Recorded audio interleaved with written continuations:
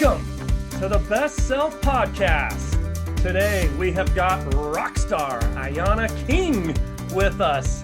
Rockstar, King Nation, King Country, whatever, it is King time.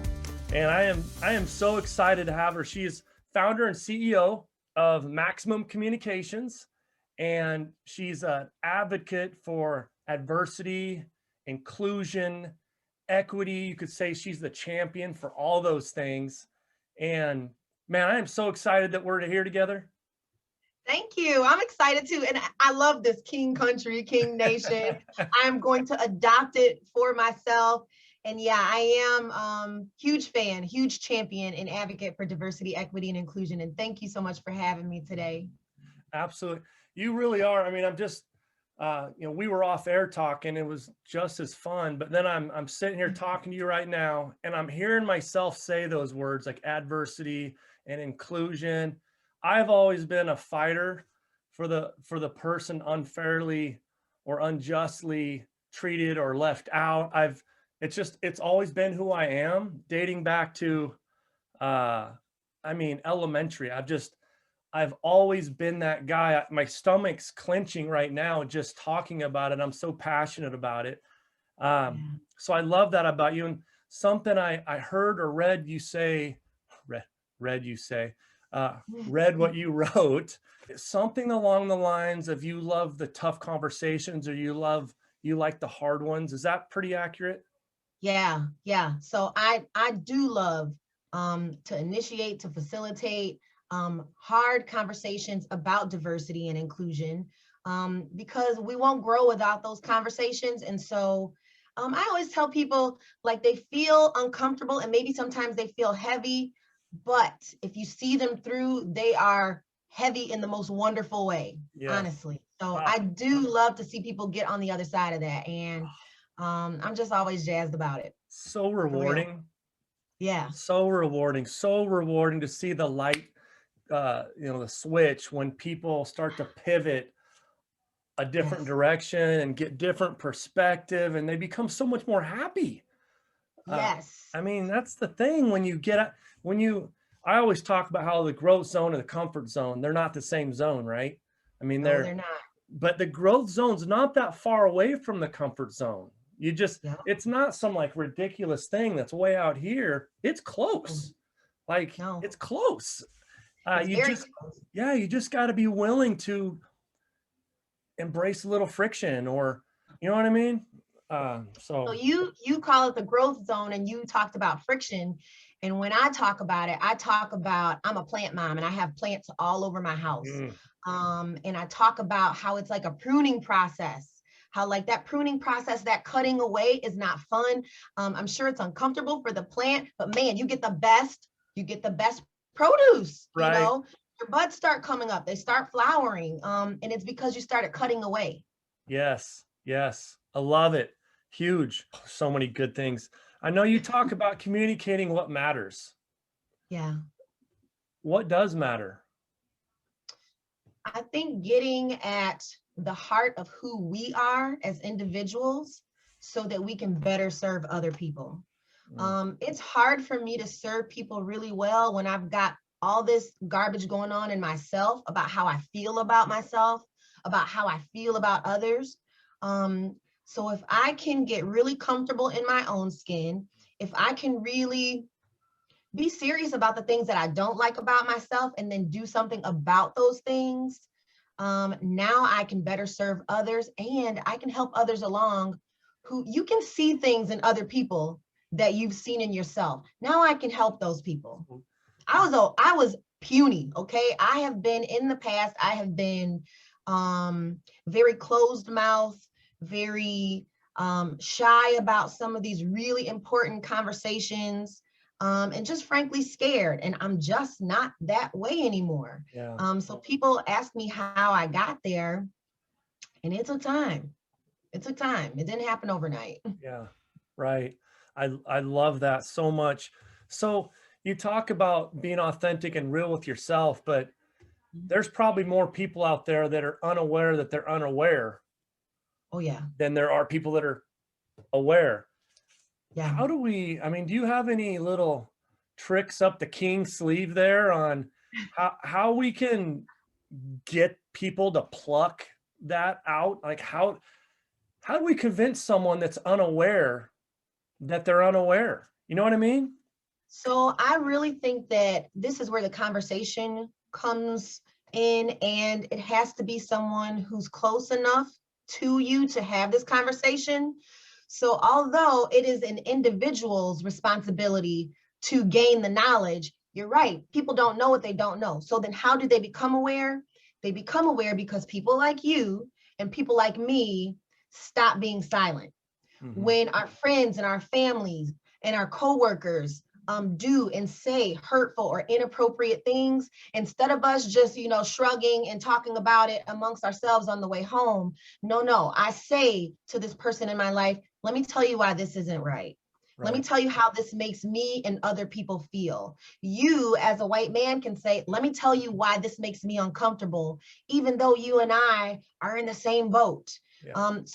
When I talk about having these really important conversations, that's how you have them. These people don't find out through osmosis. No. Because somebody who loves them is willing to come along and say, hey, I want to teach you something, because I don't want you walking through the world, saying and doing things that are really hurtful. And I don't want people to look at you like that. Right. So let me tell you something.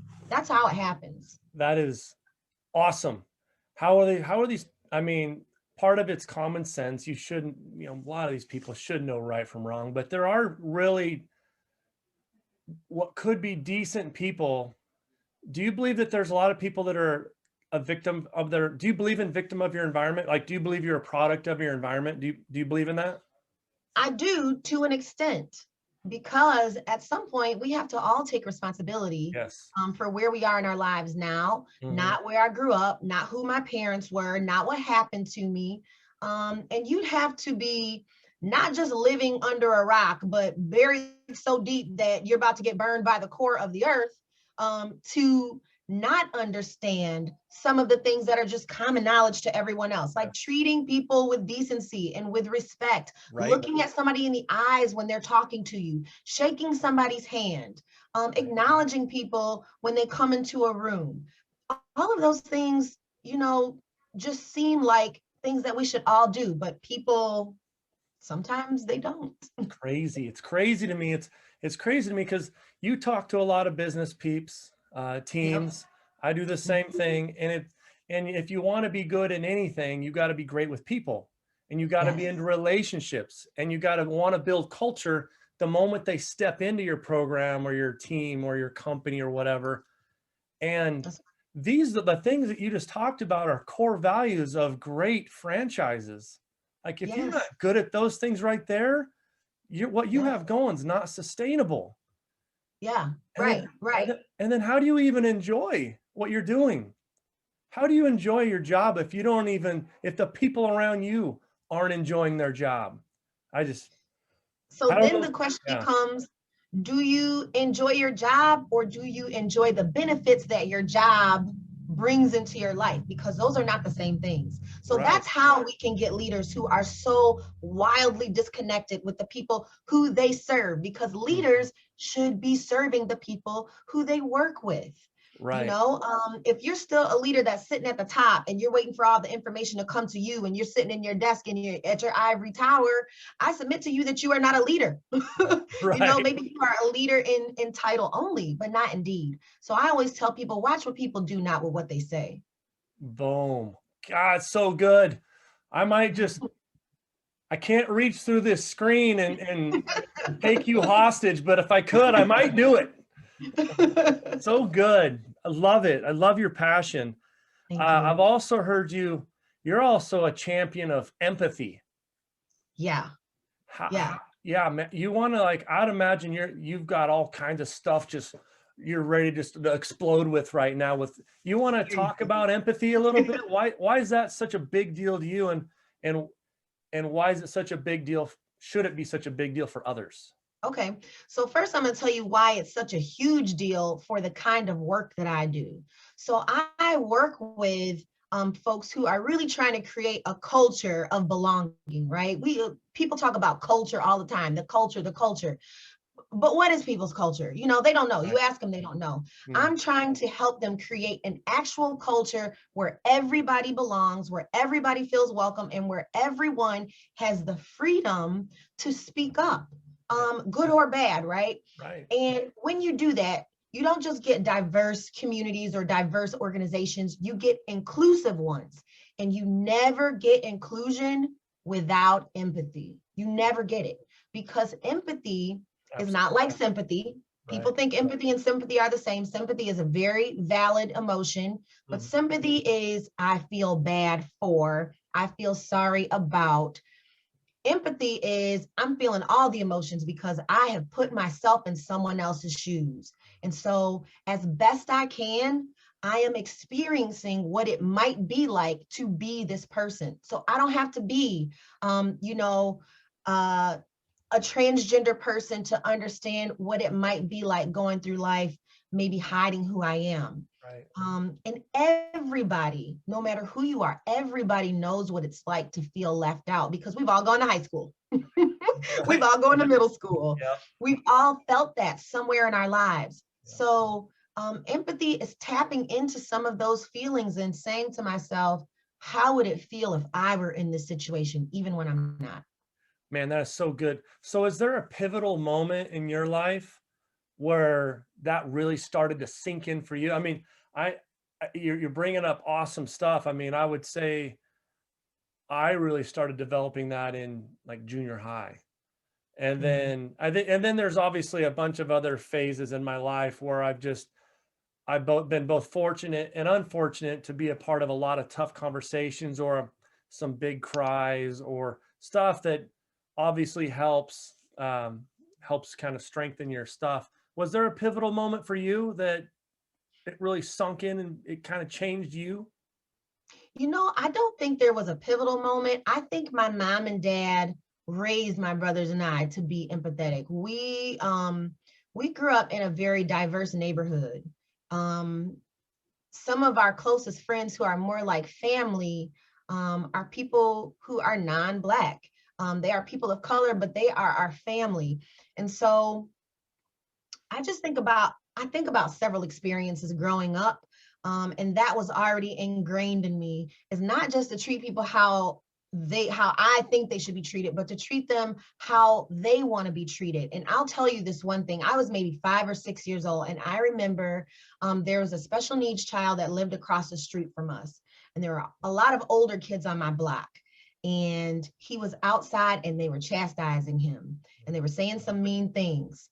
And me being the young person, I was joining in. And I remember my mom snatching me up and bringing me in the house and telling me, don't you ever let me hear you say the R word again. Don't you, I will snatch your life from you. That stuck with me because I knew she was serious. And so I raised my own kids the same way. You know what I tell my kids? We live in a predominantly white neighborhood.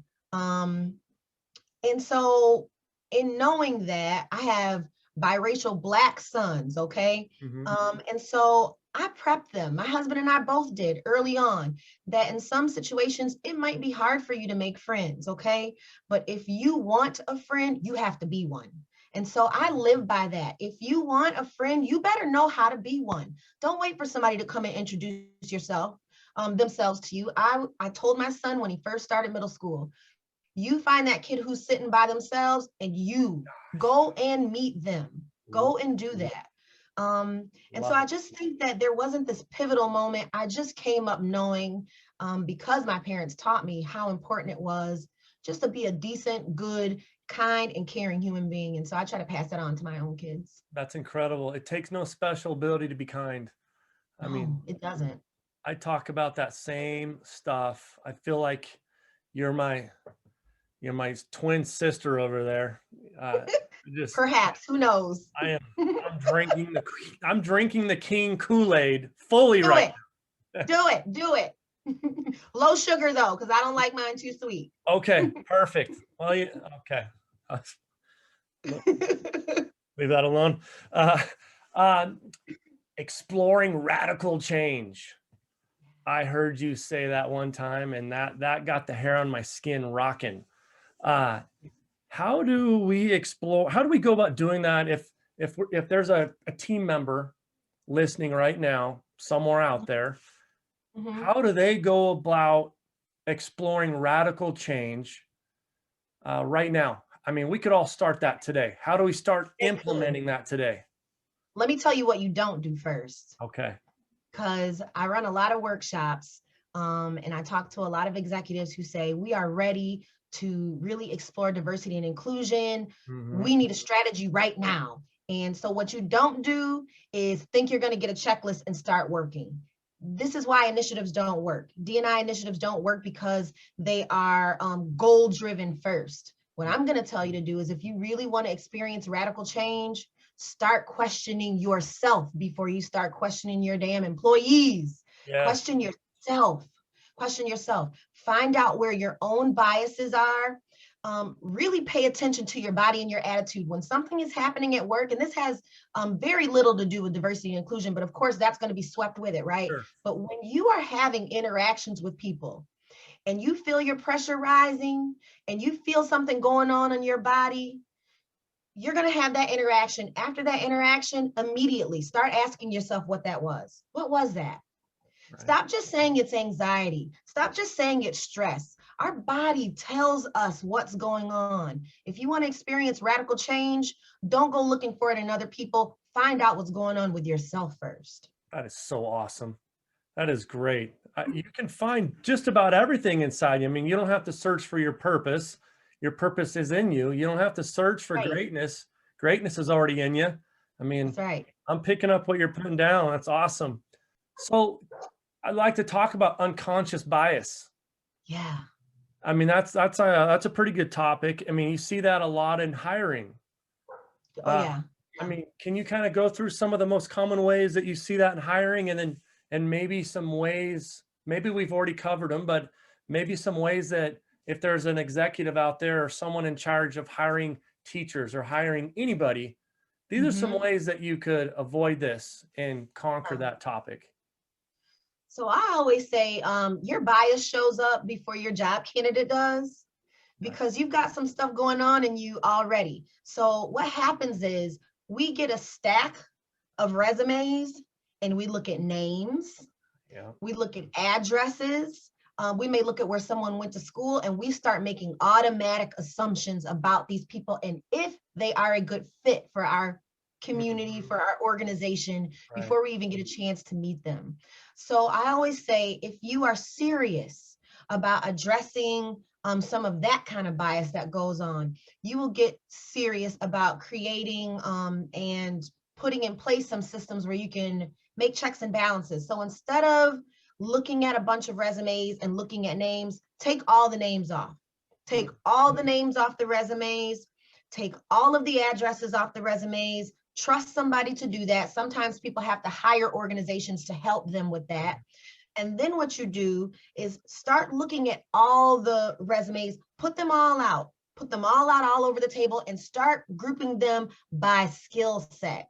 Instead of, well, this person's name is this, and this person came from this area, because I'm going to tell you what happens. There are studies that show that people with ethnic sounding names, think of Ayana, okay, that's not a common name, right? They are almost 80% more likely to be passed over in the interview process just because of their names. Take them off. Ridiculous. Take them off. The other things we do is we look at an address paired with sometimes these more ethnic sounding names, and we say, oh, that person comes from the other side of the town. They're probably going to be late and they won't be a good fit for us. We have to be able to look at our own biases if we are serious about really creating the kinds of organizations we say we want. We have to explore it within ourselves first. Yeah, man, I just love all that. I get really worked up with people that are afraid of not what they deem as non-typical, you know, and they might deem that person on the other side of the tracks, the other side of the town, or the other name as non-typical, which one is baloney, but two, what's wrong with non-typical anyway? I mean, That's right. our typical changes every 5 years. I mean, my typicals different than I was 5 years ago. And that right. was different than the 5 years before that. I mean, our typical is always changing. And as you and my listeners know, I have a son on the autism spectrum, and he's hilarious. And he's, I mean, I'd give up all my limbs and get all my teeth kicked in before I'd let anything happen to that guy. And Yeah. he's not typical. And, No. but because he's not typical, no one will even talk to him at his school. He literally has no Ah, friends. see? And it's more gut wrenching for my wife and I than it is for him. But Yeah. I just don't understand what's wrong with, I mean, someone's skin color is different. Who Yep. really? I mean, someone's a different sex, or someone doesn't agree with the, it's crazy to me that people get so caught up in being afraid of non-typical. Mhm. Personally, I've been in a profession my entire life where I get to work with a lot of English language learning challenge type kids. And Okay. I love them. They're some of Yeah. my favorites. I had the first kiddo from Syria in one of my deals. I've had, I mean, kids from all over the country, and they Yeah. are incredible. They're the best ones. And then I have the kids that are just, they've maybe had a rough upbringing and have a lot of built-in victimitis and stuff like that. I love the tough ones too. So Yep. again, when you were talking about how you like the tough conversations, it made me think of, I love the tough ones, period. Yes. Man, if you're looking to make a difference, Yep.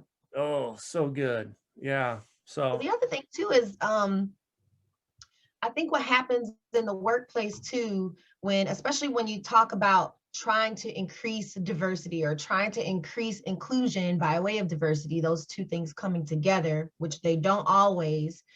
I think one of the things that happens is that people at the top may say to themselves, well, I don't have the time or the mental bandwidth to try to learn all these things that I need to learn from all of these other groups.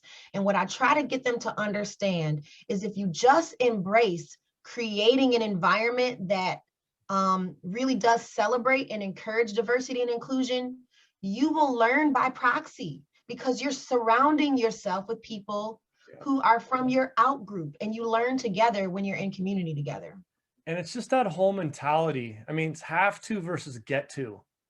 It's a Yes. it's a get Yes. to, man. It's a get to. That's right. Getting a little different flavor in your diet and perspective. Yes. Man, you don't want to, I mean, a business leader, a great leader doesn't surround himself with yes guys. Like, you don't surround Thank yourself you. with yes people. You surround yourself with people. In fact, you don't always want to be the smartest dude in the room. You want to That's hire people right. around you that are going to be giving you all kinds of perspective. And it's Yes. such a crazy, and that's, tying it back in earlier, like people that are unaware that they're unaware. It is, Hmm. it is such a get to, like you get to meet these people, and I Yes. mean, I want to travel. I like to travel because I like to see other people's cultures and Yes. perspectives and how they live. It doesn't mean I have to do it, but at No. least I get to see it and learn from it and That's see right. what makes other people smile. I That's right. mean, so cool. Yeah, I always talk about, I don't know, I'm sure you would agree with this.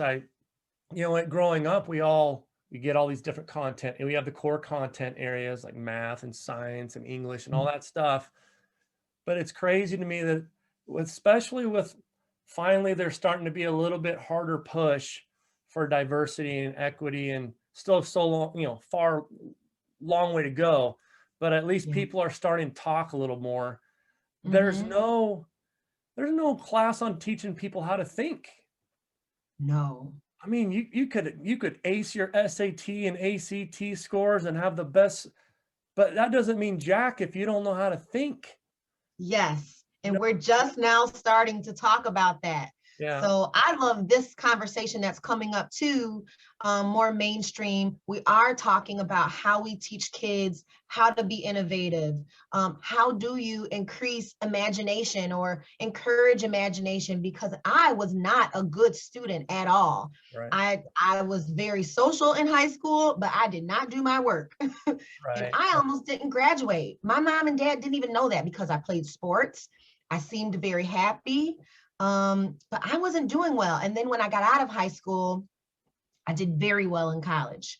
I dropped out and then I went back and finished, but I felt like a fish out of water a lot of times. I just really did. And I learned through social interaction more than I learned by having my teacher at the blackboard, telling me something. Yeah. I just had to be immersed in it. And I think that's why I've been successful in my own business, because I teach the way, I educate the way that I have learned. Yeah, man, you really are my twin. I'm the exact same guy. I tell stories. I'm a story guy. I got lots of stories, but the person that made me kind of go the lane that I went in, I had two of them really. They were college professors, and I was also super average. I mean, I was a super average student. I was not a good student. I wasn't like a disruptive student. I just didn't apply myself. Same. Yeah. Mm-hmm. And I just had two people that actually, they were different, and they just seemed to care a little bit more than everyone else. And I'm not saying the people I had before it weren't good people or anything like that. They felt they were difference makers, one, because they were different, and two, because they really seemed like they cared. They really cared. They could have just let me fall flat on my face, and they didn't. So very cool. Yeah, I wish we would teach people how to think. I wish we would teach more about habit changing and not goal changing. Because the way people think, this stuff we're talking about is habits, like habitual thinking.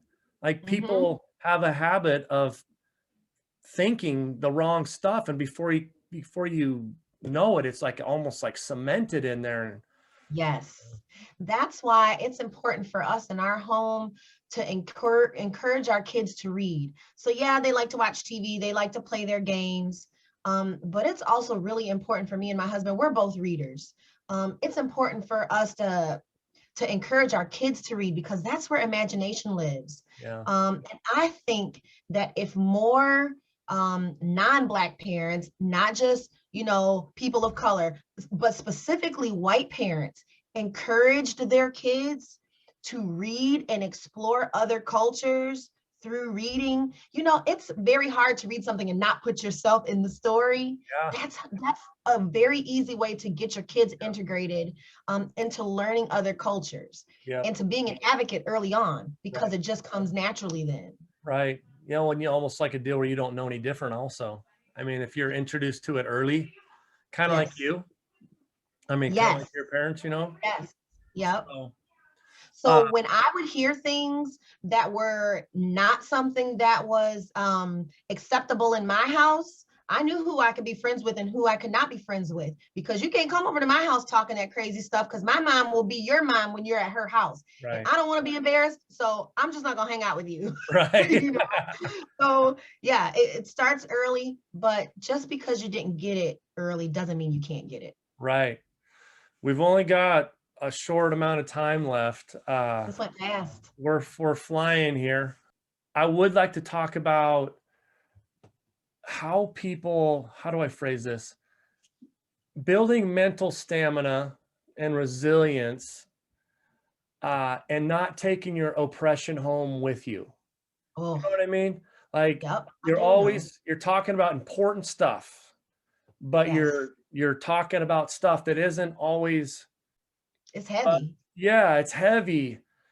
How does, if we got some great leaders out there and they're wanting to make a difference, they're going to go out and talk about the stuff that you and I are talking about, and they're going to go try to make a difference. But then how do they go home and that stuff still matters, but still be positive? How can you be a positive person talking about this stuff daily? Do you have any suggestions?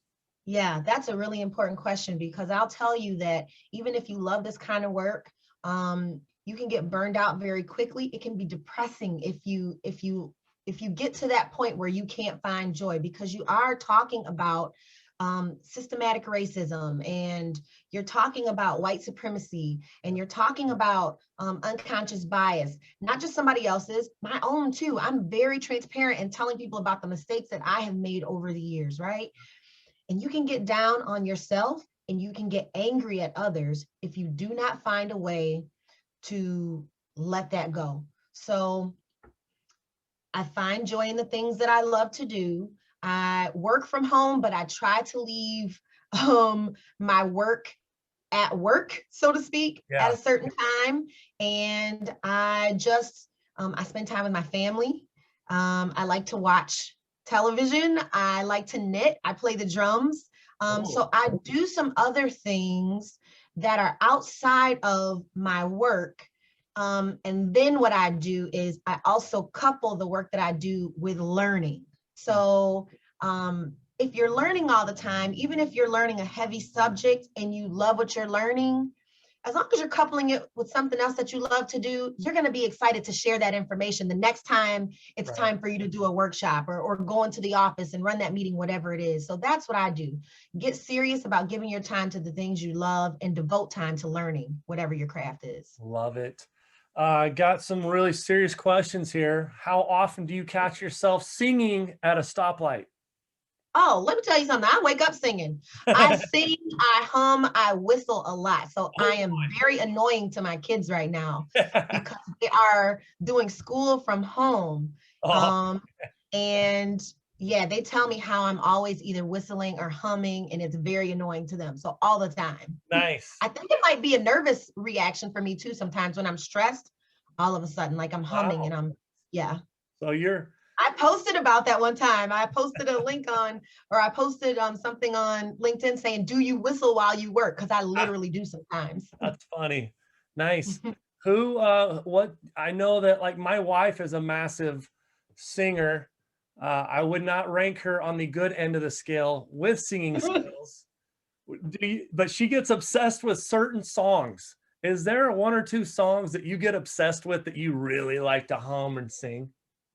So my husband and I are in a band and we make our own original music. Okay. And so I find myself all the time like humming our stuff, especially right now because we haven't been able to get with our singer because of the pandemic and she lives a ways away.